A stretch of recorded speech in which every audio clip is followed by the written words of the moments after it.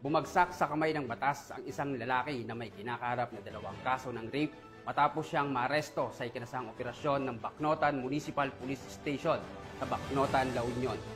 Magbabalita dyan si Police Master Sergeant Marvin J. Cromero.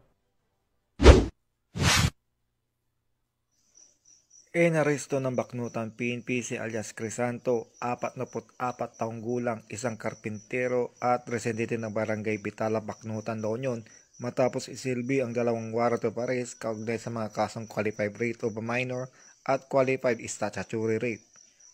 Ang operasyon ay sinagawa bandang alas 9 ng umaga sa Barangay Nagsibaanan, Bacnotan, La Union.